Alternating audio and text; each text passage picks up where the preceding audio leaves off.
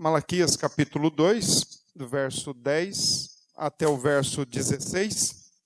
Nós estamos utilizando o texto do profeta Malaquias, já tem alguns domingos. Nós estamos expondo esse livro aqui para a igreja e temos contado com a graça de Deus para isso, com certeza. E não vai ser diferente na noite de hoje. Nós também estamos contando e dependendo ao máximo da graça de Deus para expor o texto que agora está diante de nós. Então, o texto é Malaquias, capítulo 2, do verso 10 ao verso 16. Que o Senhor nos ajude nesse momento. Todos já encontraram o texto? Vamos ler. Não temos nós todos o mesmo Pai? Não nos criou o mesmo Deus? Por que seremos desleais uns para com os outros, profanando a aliança de nossos pais? Judá tem sido desleal, e abominação se tem cometido em Israel e em Jerusalém, porque Judá profanou o santuário do Senhor, o qual ele ama, e se casou com adoradora de Deus estranho. O Senhor eliminará das tendas de Jacó o homem que fizer tal, seja quem for, e o que apresenta ofertas ao Senhor dos exércitos. Ainda fazeis isto, cobris o altar do Senhor de lágrimas, de choro e de gemidos, de sorte que ele já não olha para a oferta, e nem a aceita com prazer da vossa mão. E perguntais, por quê? Porque o Senhor foi testemunha da aliança entre ti e a mulher da tua mocidade, com a qual tu foste desleal, sendo ela a tua companheira e a mulher da tua aliança. Não fez o Senhor um mesmo, que havendo nele um pouco de espírito? E por que somente um? Ele buscava a descendência que prometera. Portanto, cuidai de vós mesmos, e ninguém seja infiel para com a mulher da sua mocidade. Porque o Senhor, Deus de Israel, diz que odeia o repúdio, e também aquele que cobre de violência as suas vestes, diz o Senhor dos exércitos. Portanto, cuidai de vós mesmos, e não sejais infiéis. Amém. Vamos orar novamente, irmãos. Deus, o Senhor conhece o nosso coração, o Senhor conhece a tua igreja que está aqui nesta noite. E, Pai, nós oramos para que olhe para cada um de nós nesta noite com um olhar de misericórdia e que nos ajude. Permita, Senhor, que o nosso coração e a nossa vida sejam chamados à ordem, e que tua graça se renove sobre nós. Permita com que cada um aqui nesta noite entenda a tua santa palavra, e certamente para isso nós precisamos da graça e da iluminação do teu Santo Espírito. Sê conosco. Perdoa, Senhor, ainda os nossos pecados. E é assim que oramos, e oramos em nome de Jesus. Amém. Meus queridos irmãos, existem duas relações que eu preciso imediatamente fazer em relação ao texto. Em primeiro lugar, a sociedade ela é determinada pelo nosso contexto familiar. Famílias saudáveis gerarão cidadãos saudáveis, vão contribuir para uma cidadania mais bem ajustada. Do mesmo modo, uma família bem ajustada, uma família saudável, ela também vai contribuir para uma igreja saudável. A igreja, geralmente, ela é reflexo da vida familiar que nós cultivamos. Aquela velha máxima de que o costume de casa vai à praça é verdade. Entretanto, a espiritualidade da casa, a espiritualidade da família, ela obrigatoriamente deve também desaguar na igreja e deve desaguar na sociedade. O que eu estou propondo aqui nesta noite é que não pode haver um divórcio. de nós acreditarmos que dentro da nossa casa nós podemos ser de um jeito e na igreja nós vamos ser de outro jeito, ou acreditar que nos nossos círculos sociais nós somos de um jeito, enquanto nas nossas famílias nós somos de outro jeito. Nós precisamos entender uma coisa: o que nós somos como família, nós também seremos como igreja. E o que nós somos como família, nós seremos como sociedade. Esta ordem não foi posta e ela não foi colocada por nenhum sociólogo da face da terra e muito menos por nenhum humanista da face da terra. Essa ordem foi posta pelo próprio Deus, que antes de construir a sociedade e antes mesmo de construir a igreja, ele construiu famílias. Logo, famílias ajustadas, casamentos ajustados, contribuirão para o bem, para a benfeitoria e para uma estabilidade tanto social como dentro da igreja.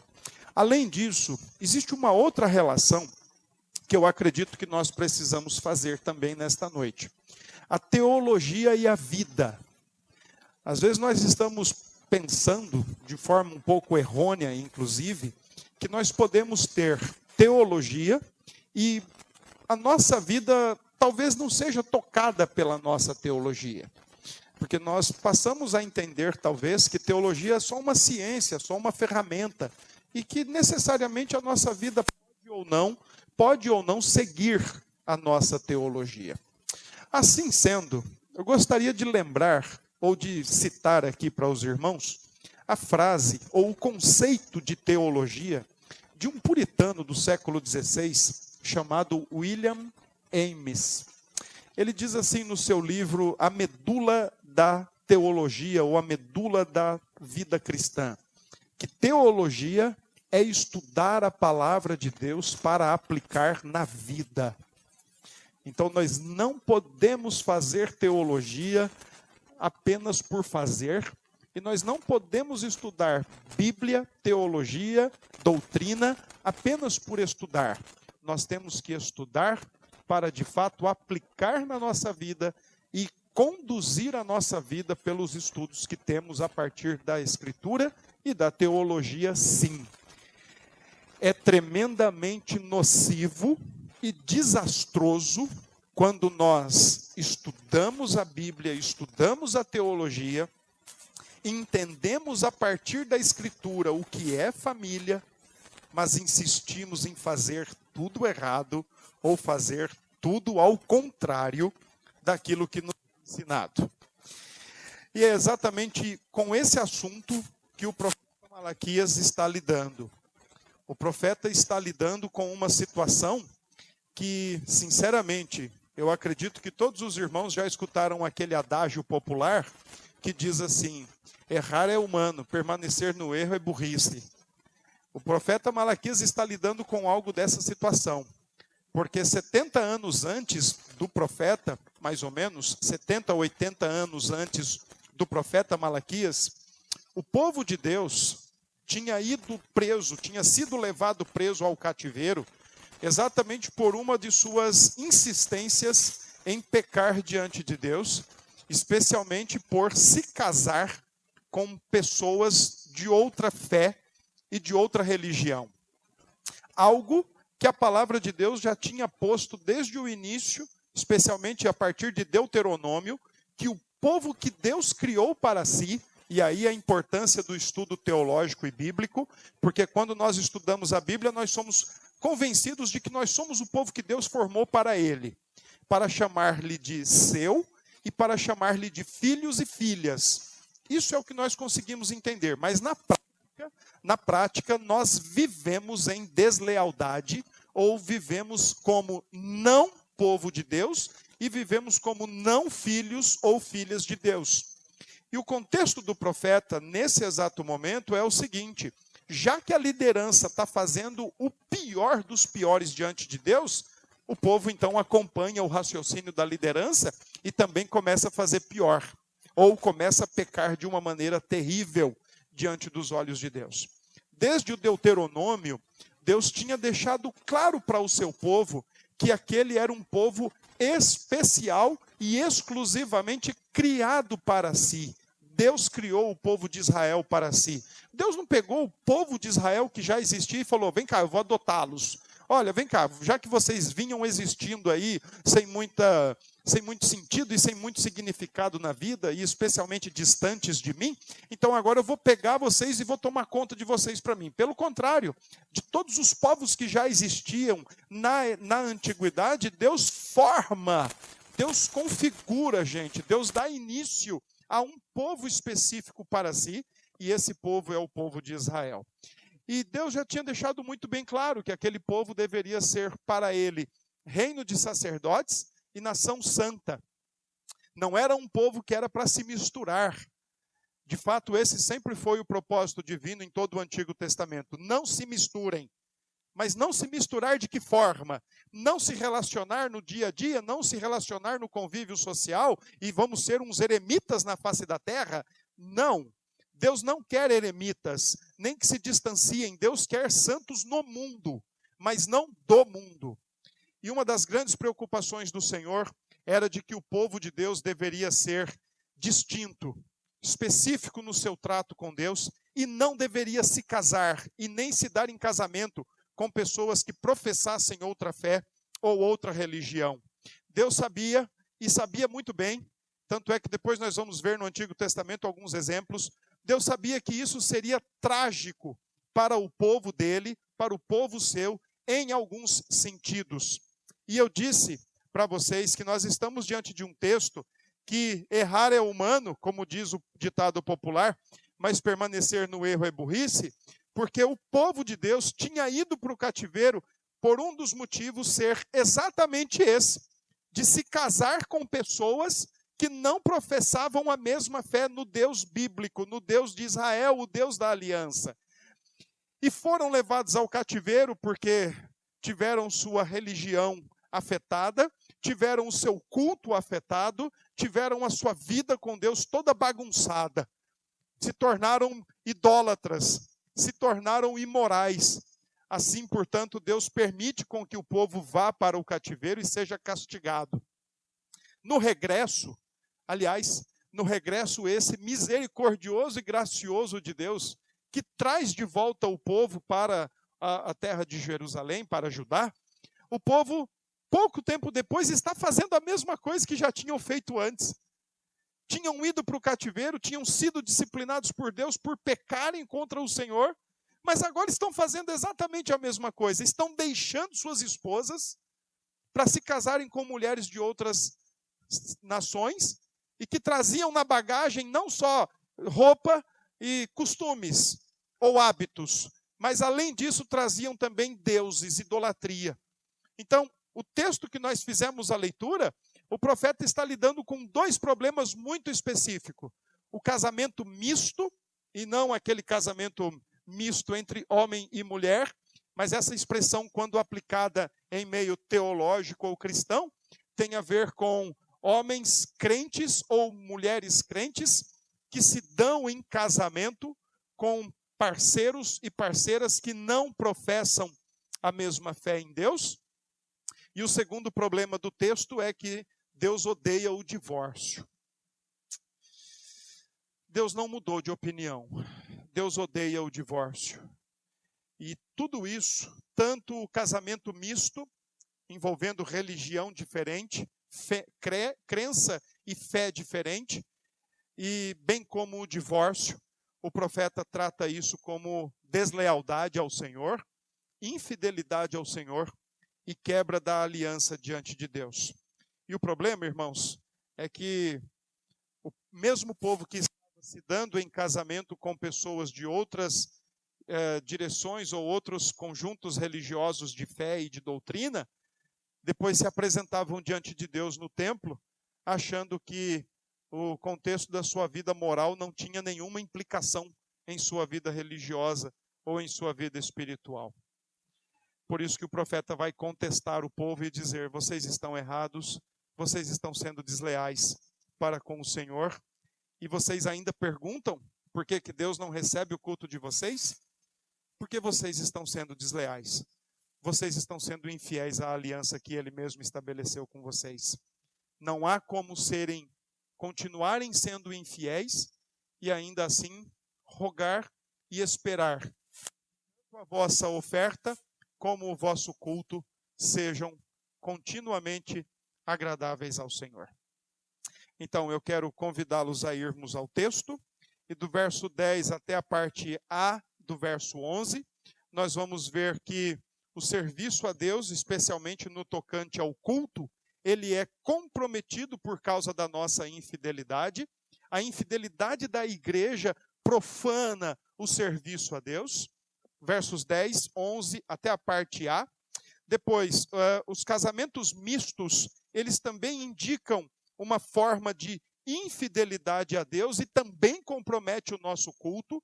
Não há divórcio entre o culto e a vida moral, a pureza da vida moral. E versos 11, parte B, até o versículo 13.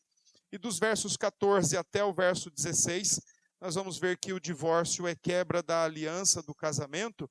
E, além disso, constitui-se uma terrível ofensa diante de Deus, o Criador e a grande testemunha do casamento. Então, vamos para o texto.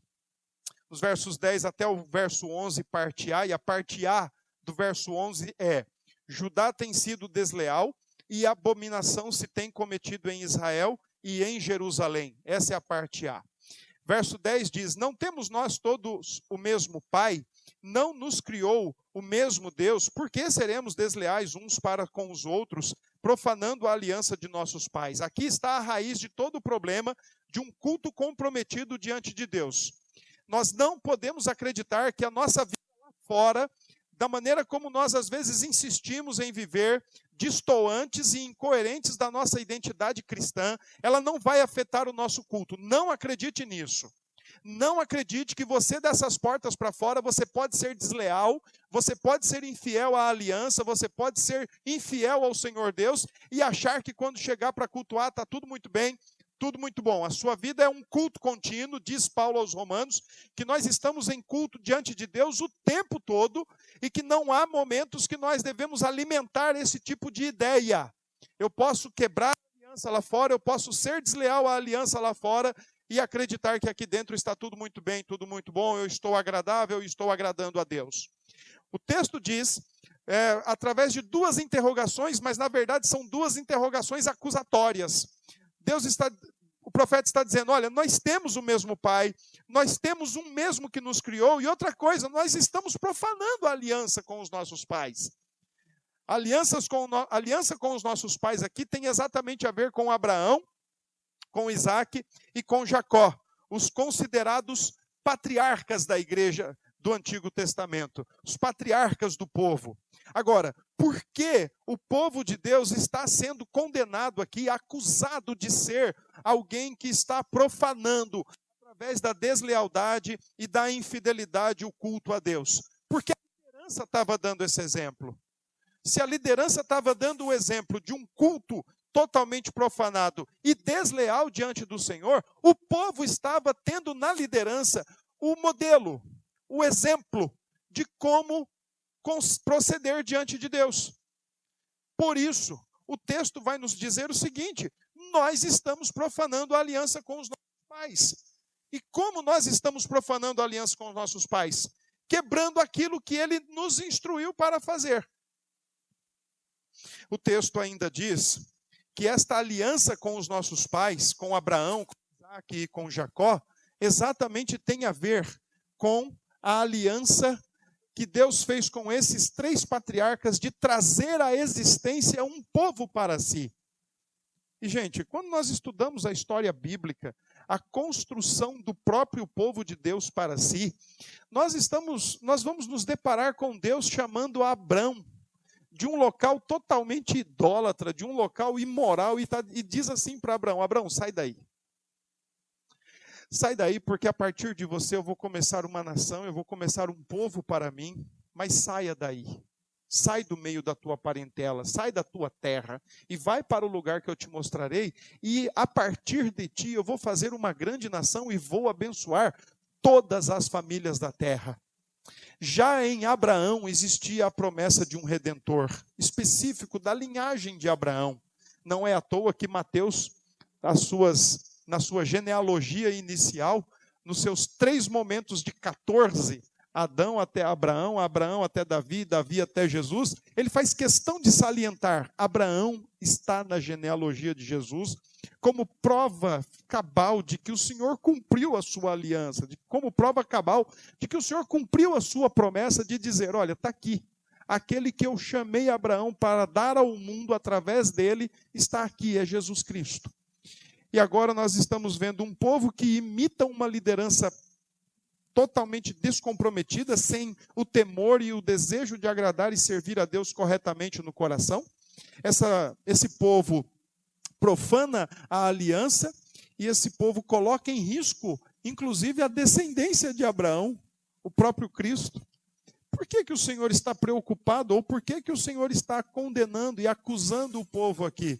Muito simples, porque eles, através da infidelidade conjugal deles, eles estão colocando em risco a descendência do Messias. Se eles continuassem insistindo em casar-se com outras pessoas que não professam a mesma fé, havia o grande risco, a grande possibilidade de se extinguir a fé em Israel e a fé no Deus de Israel. Por isso o Senhor está dizendo: vocês estão profanando a aliança. E tem mais, o Senhor diz no versículo 11, vocês estão fazendo abominação ao Senhor. Aquilo que é detestável, aquilo que é rejeitável, aquilo que é odioso perante o Senhor, vocês estão fazendo isso. Vocês, através da infidelidade de vocês, através da não observância dos preceitos, através da não fidelidade à aliança com os pais e à aliança com vocês, vocês estão fazendo o que é totalmente errado e reprovável diante de Deus. Deus se preocupa muito mais com a nossa identidade como povo dele do que nós nos preocupamos com a nossa identidade como povo dele. O Senhor zela muito mais pela nossa identidade como seu povo do que nós, porque se nós realmente nos preocupássemos muito mais com a nossa identidade, nós não negociaríamos valores, nós não negociaríamos princípios, nós não nos camuflaríamos aonde não há povo de Deus, em troca às vezes de aceitação, ou em troca às vezes de não perseguição. Então nós nos camuflamos, ou nós nos ocultamos, e deixamos de professar quem realmente somos. Às vezes somos fruto do meio, somos produto do meio onde estamos, o que é terrível, porque mostra que nós somos crentes que parece que ainda não entendemos quem somos. E quando eu olho para o texto e o profeta está dizendo: olha aqui, vocês estão fazendo tudo errado, vocês estão sendo desleais, vocês estão apresentando o que é abominação diante do Senhor. Deus está dizendo: ó, eu sei quem vocês são, porque eu trouxe vocês à existência, vocês são meu povo, eu quero que vocês vivam como meu povo, mas vocês não estão querendo viver como meu povo. E aí depois se reúne no domingo, ou como diz a dona Aparecida Rangel, aí se reúne no domingo, põe a Bíblia debaixo do braço e vem para a igreja. Durante a semana não tem identidade, ou não sabe quem é, ou vive conflitado. Mas no domingo todo mundo sabe quem é. Aí o profeta diz para nós: o que vocês estão fazendo não é aprazível diante do Senhor. Deus não tem prazer no que vocês fazem. Por que, Senhor? Porque vocês são infiéis. E aí quando chega no momento do culto, acha que a fidelidade agora está resolvendo. Primeiro, a infidelidade da igreja profana o serviço a Deus, profana o culto. Segundo, o casamento mistos indicam infidelidade a Deus. No versículo 11b diz assim: porque Judá profanou o santuário do Senhor, o qual ele ama. Gente, como é que Judá, aqui Deus está tratando com Judá, mas ele não está tratando com um homem específico, mas ele está tratando com todos os homens que fazem parte da tribo de Judá e que ou regressaram do cativeiro ou que estavam ali já pós-retorno do cativeiro. E ele está dizendo assim: Judá, você profanou o santuário do Senhor, o qual ele ama. Além dos casamentos mistos, eles estavam levando para dentro do templo as mulheres que professavam outra fé, outra religião, e estava dizendo: olha aqui, Deus, meu povo agora, olha aqui, Deus, a minha família. Então não era apenas casar-se com, mas era também achar que podia levar para dentro do templo como se fosse povo de Deus. E não era. E o texto diz o qual ele ama, e se casou com a adoradora de Deus estranho. É muito interessante essa percepção. Sempre nas nações antigas, algumas coisas importantes relacionadas à religião. A primeira delas era que o Deus de tal povo, ou o Deus de tal nação, era o pai daquela nação. Segundo, era que o Deus daquela nação, ou os deuses daquela nação, da dita nação, qualquer que fosse, eles eram os verdadeiros guerreiros daquela nação. Não é à toa, por exemplo, que quando o povo de Deus se vê perante os filisteus para enfrentá-los, para batalhar com eles, o povo de Deus sofre uma derrocada e aí tem uma grande ideia. Vamos buscar a arca. Vamos buscar a arca e trazê-la para a batalha, porque aí agora, trazendo a arca, Deus vai vencer. Trataram a arca como um amuleto, como uma ferradura ou um trevo de 4 folhas. E diz o texto que Israel foi vencido pelos filisteus, e os filisteus pegaram a arca e levaram para a casa, ou para o templo do deus Dagon. Porque, afinal de contas, uma nação, quando batalhava com outra nação, não era apenas exércitos que estavam entrando em conflitos, mas os deuses também estavam entrando em conflitos. E quando os filisteus levaram a arca e colocaram aos pés da imagem ou da estátua do deus Dagon, eles estavam dizendo mais ou menos assim: Dagon é mais forte que o Deus de Israel.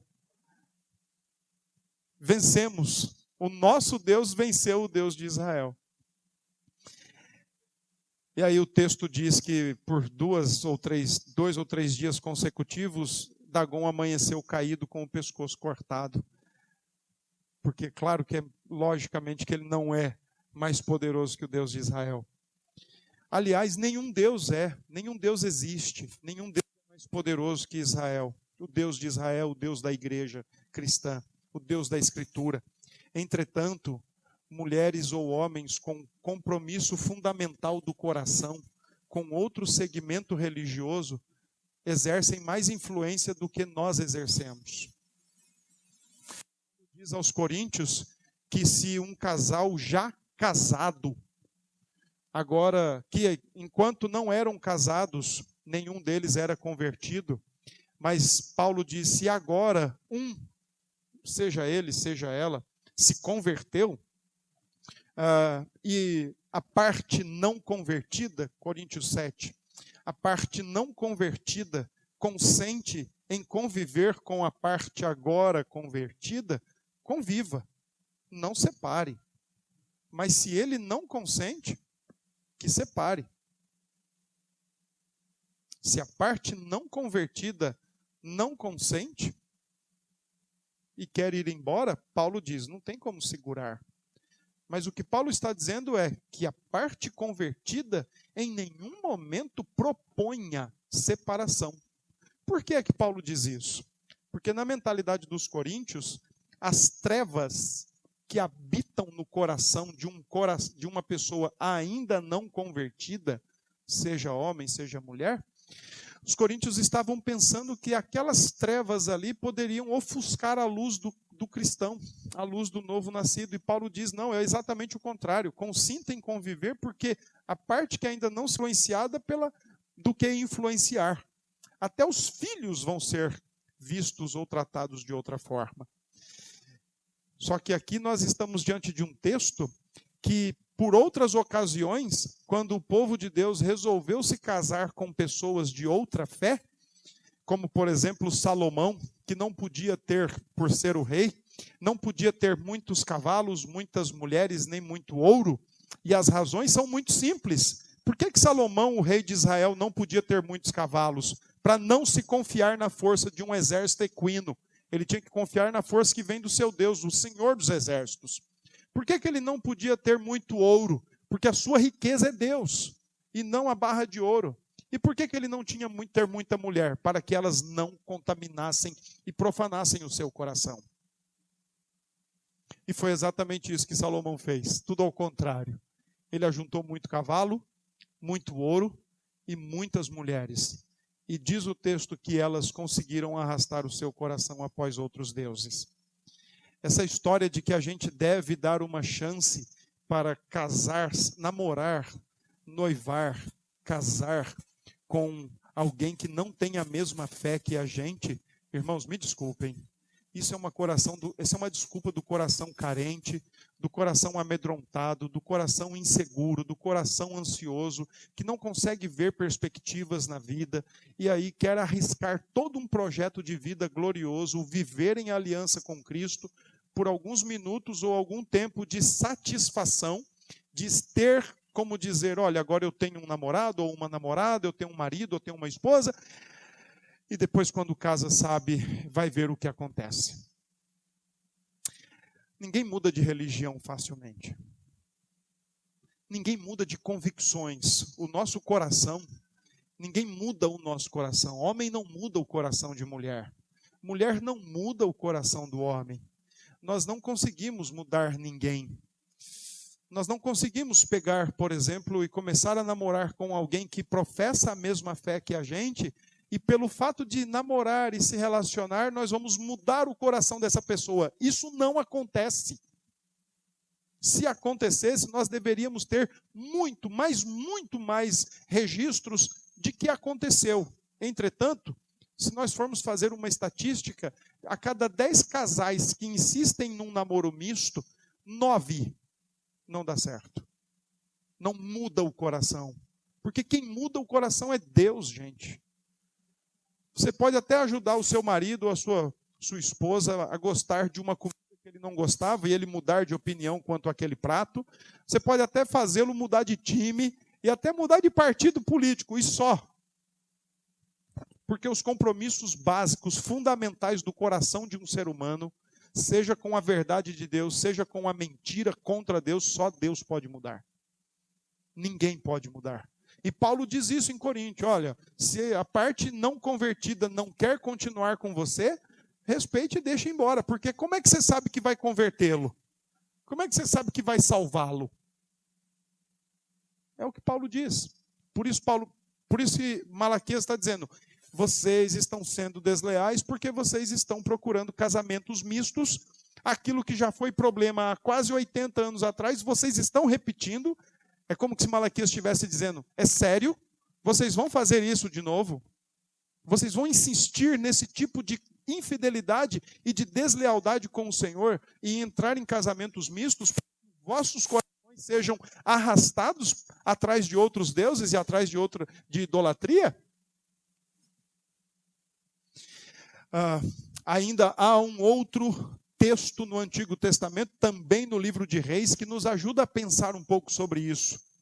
Quando Acabe se dá em casamento com Jezabel, aquela que depois desse episódio ficaria associado na Escritura como tudo aquilo que não serve diante de Deus e, pelo contrário, se volta contra Deus.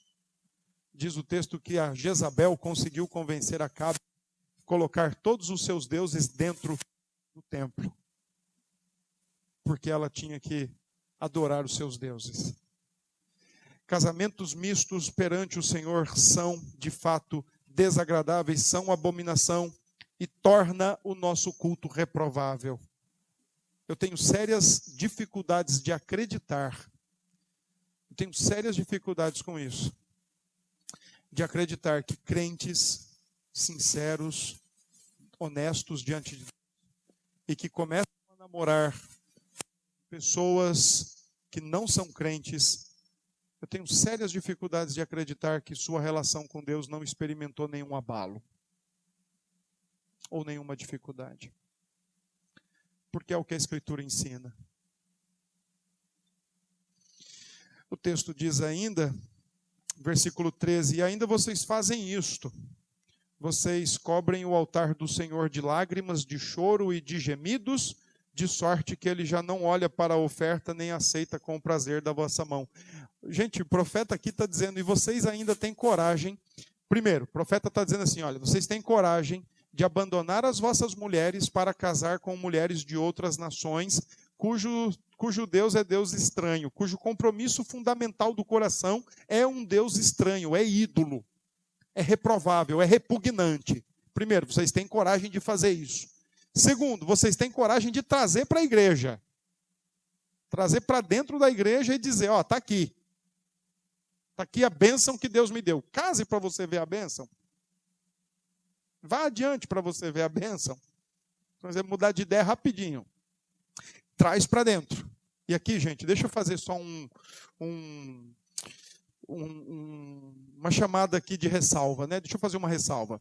Uma coisa é nós convidarmos todo tipo de pessoa para estar conosco, participando do culto e ouvindo a Escritura. Outra coisa é nós trazermos para dentro da igreja, trazermos para o seio do povo de Deus, da família de Deus, pessoas que não professam a mesma fé em Deus e querer tratar como família. É totalmente diferente. É totalmente diferente. Eu espero em Deus nunca ter que dizer um não para um jovem ou para uma jovem da nossa igreja. Porque se inventar de casar com alguém que não é cristão, eu não faço. Não me convidem. Eu não celebro. Eu espero nunca ter que dizer não.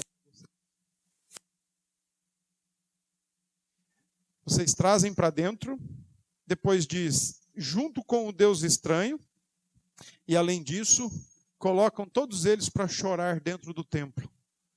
E dizer, Senhor, por que o Senhor não está nos ouvindo? Por que o Senhor não está aceitando o nosso culto? Por que o Senhor não está aceitando a nossa adoração? Porque vocês são desleais, é o que o profeta está dizendo. Lealdade ao Senhor, acima de tudo.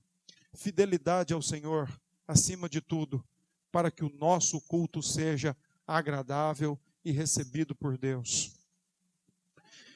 Dos versículos 14 em diante, até o último texto, versículo 16, então o Senhor vai falar, vai acusar o povo e vai trazer uma palavra contra o povo pelo outro problema que estava também ensejando nessa ocasião, que não era apenas casar com outras pessoas de outro segmento religioso ou de outra fé, o chamado casamento misto, mas o problema também era o divórcio, porque estavam deixando suas mulheres, que casaram com suas mulheres, e depois de algum tempo deixavam elas para se casarem com outras. Então, o profeta está lidando primeiro com o problema do casamento misto e agora com o divórcio. E ele diz a mesma coisa, que o divórcio é uma quebra de aliança e, além disso, é uma ofensa diante de Deus. E aí eu gostaria de explicar para os irmãos o versículo 14, quando ele diz assim, e perguntais por quê? Esse porquê aí é em relação ao versículo 13, quando ele diz que choram diante do altar, choram, cobrem de lágrimas, só que o Senhor não recebe da vossa mão a vossa oferta e não tem nenhum prazer nisso. E aí o povo, hipocritamente, está perguntando, mas por quê? Por que ele não recebe? Por que ele não se agrada da gente? Por que ele está fazendo mal conosco? Nós não estamos aqui, por que ele não recebe o que a gente está oferecendo? E aí o versículo 14 responde, porque o Senhor foi testemunha da aliança. Todo casamento, irmãos, além de ser diante de muitos convidados, ou poucos convidados, quem vai dizer é o bom, mas uma coisa é certa, sempre nos casamentos nós temos a figura das testemunhas, não a dos padrinhos. Nós temos as figuras das testemunhas. Mas muito antes dessas testemunhas que nós convidamos, 2, 4, 6, 8, 10, 20 casais como testemunhas, o Senhor Deus é a primeira e a maior testemunha de um casamento. Sempre Ele. Afinal de contas, Ele não é apenas a maior testemunha, mas Ele é o criador, o institucionalizador do casamento. E aí o verso 14 diz, vocês estão quebrando a aliança entre ti e a tua mulher, da qual o Senhor foi testemunha. E aqui existe duas possibilidades de compreensão. O profeta está olhando para o Éden, quando instituiu o casamento, Adão e Eva, mas aqui também o profeta está dizendo, olha, ele foi testemunha, quando você foi lá na casa da dona Maroquinha, acertou com ela lá o dia que você iria buscar a sua esposa, porque assim funcionava a cultura israelita, a cultura em Judá, diferente da nossa, que namora e se vê todo dia, e se fala todo dia. noiva e se vê e se fala todo dia, e quando casa não tem papo. Bom, se bem que hoje já não está tendo muito papo também. O povo gosta do celular mais do que qualquer outra coisa. Mas o que o profeta está dizendo aqui é que naquela ocasião existia o comprometimento de noivado em que o jovem ia com seus pais na casa da jovem e acertavam lá todos os detalhes, o dote, a época, o dia e a hora para ir buscar a sua noiva. E o noivado era totalmente sem contato. Aliás, não tinha contato nenhum, porque eles não tinham a ideia de namoro que a gente tem aqui na cultura ocidental. E então eles falavam o seguinte, ó, tal dia e tal hora eu venho aqui, depois de tanto tempo eu venho. E aí então ele ia lá e pegava a sua prometida, o casamento já todo arrumado, todo arranjado, ele pegava a sua menina, se casava e passava o tempo, depois ele dizia, não gosto mais. A gente tem incompatibilidade de gênios, ela gosta de uma coisa, ela gosta de um time, eu gosto de outro. Ela votou na direita, eu votei na esquerda. Eu acho que não dá certo mais a gente se casar. Eu acho que a gente não pode mais ficar com casamento. Outra coisa, ela está velha, eu preciso de alguém mais novo ou mais nova. É isso que estava acontecendo. Então eles estavam quebrando a aliança, tanto com a menina da mocidade, a mulher da mocidade, como eles estavam quebrando a aliança feita diante de Deus, cujo qual é a maior testemunha. E aí o versículo 15, o profeta diz assim para eles, olha, o Senhor não fez um só, então por que agora você vai quebrar isso que o Senhor fez? A linguagem do casamento. Deixará homem, pai e mãe, unir-se-á à sua mulher e serão ambos uma só carne, para que traga a descendência que prometeu Cristo Jesus. E o versículo 16, o profeta diz, porque o Senhor, Deus de Israel, diz que odeia o repúdio.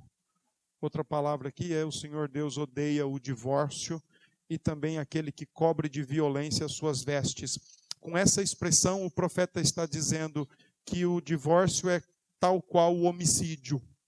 Vestes aqui, quando o profeta diz cobre de violência as suas vestes, era como que se o profeta está dizendo, quando no Antigo Testamento e no Novo Testamento um casal se dava em casamento, eles tinham que providenciar, além da festa, como parte integrante da festa, eles providenciavam as chamadas vestes nupciais.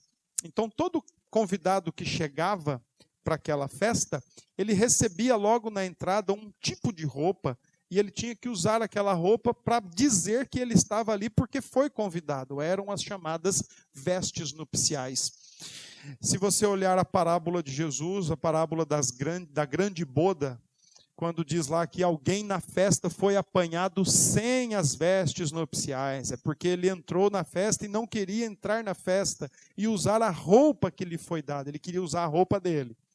E Jesus conta na parábola que o grande Senhor pegou aquele homem, amarrou e mandou jogá-lo fora e queimá-lo. O texto aqui, então, quando diz assim, olha, Deus odeia o divórcio ou o repúdio e aquele que cobre de violência as suas vestes, o texto está mais ou menos dizendo assim, ó, porque diante de Deus, divorciar é como ser um homicídio. E ao invés de você ter as suas vestes nupciais preservadas, você mancha ela de sangue porque você está arrancando de você uma parte, porque formam dois um só. Então, divorciar-se é como o homicídio, porque você arranca alguém de você, você arranca uma parte de você. Deus odeia o divórcio. E aí, preciso comentar algo aqui ainda, que é com relação à palavra de Moisés, que é citada no texto de Mateus, como nós já lemos na noite de hoje. Moisés vos deu carta de divórcio. Uma coisa é o porquê que Deus consentiu, eu não diria nem consentiu, mas por que Moisés permitiu a carta de divórcio? Porque Deus mudou de opinião quanto ao divórcio? De jeito nenhum. Deus não mudou de opinião quanto ao divórcio. A explicação de Jesus, por causa da dureza do vosso coração. O ideal é que não haja divórcio nunca, porque casais, quando se divorciam, acabam comprometendo a família, acabam comprometendo a sociedade e acabam comprometendo a igreja. O simples fato de um casal se divorciar, ainda que não tenha filhos, já vai trazer prejuízo para as partes. E, consequentemente, vai trazer prejuízo para as subsequentes instâncias de relação. Deus não mudou de ideia, irmãos. Ele não mudou de ideia. O mesmo Deus do profeta Malaquias é o mesmo Deus de Jesus Cristo. E é por isso que Jesus diz, Moisés deu a carta de divórcio por causa da dureza do vosso coração, mas que Deus deseja o divórcio e que Deus agora, o Deus do Antigo Testamento, que Malaquias está dizendo que odeia o divórcio, agora o Deus do Novo Testamento, que para muita gente é paz e amor, então agora ele deixa divorciar, ele não está nem aí com isso.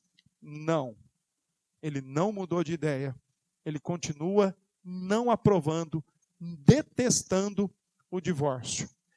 É o divórcio, por acaso, um pecado imperdoável? Não. Não é o divórcio um pecado imperdoável.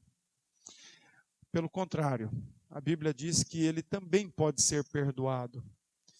Imperdoável, a Bíblia ensina que é só um. É a blasfêmia contra o Espírito Santo.